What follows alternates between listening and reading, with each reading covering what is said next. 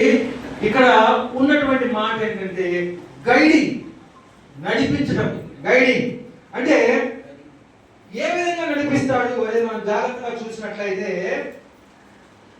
చూడండి, అక్కడే మనం అదే అధ్యాయంలో 4వ వచనం చూడండి. మరియు తన సొంత గొర్రెలన్నింటినీ వెలుపలికి నడిపించున్నప్పుడల్లా వాటికి ముందుగా నడుచును. దేవునికి స్తోత్రం, హల్లెలూయా. ఎట్లా నడిపించాలండి? వాటికి ముందు మనం గొర్రెలు తీసుకెళ్ళేవాడు మనం చూస్తే గొర్రెల ముందు ఒకడు ఉంటాడు, వెనక ఉంటాడు. ముందేమో గొర్రెలు అటు ఇటు పోకుండా జాగ్రత్తగా వాడు పోయిన తర్వాత అవుతాయి గొర్రెలకు ఉన్నటువంటి లక్షణం ఏంటంటే తన ముందు ఉన్నటువంటి గొర్రె ఏ విధంగా పోతుందో అట్లాగా పోతాయి. తెలుసు కదా మీకు?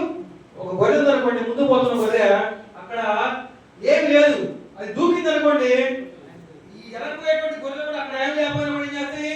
దూకుతాయి. నిజానికి అక్కడ ఏం లేదు, ఆ ముందు గొర్రె ఏదో దూకింది, ఇక్కడ ఏదో ఉందా అని చెప్పేసి ఈ గొర్రెలు అన్నింటినీ కూడా ఏం చేస్తాయి?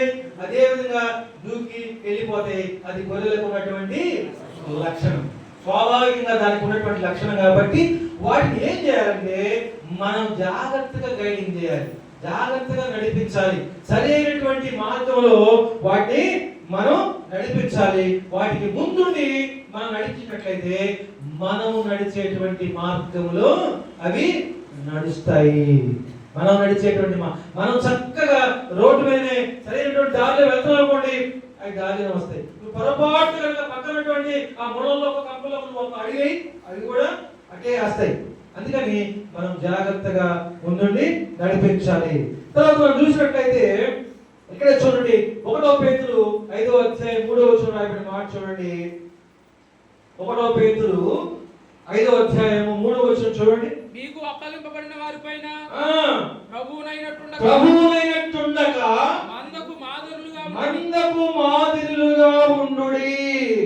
చూడండి, మీకు అప్పగించినటువంటి ఆ మందకి దేవుడు తన స్వరక్తం ఇచ్చి మీకు అప్పచెప్పినటువంటి మందకి మీరు ఎట్లా ఉండదంటున్నాడు?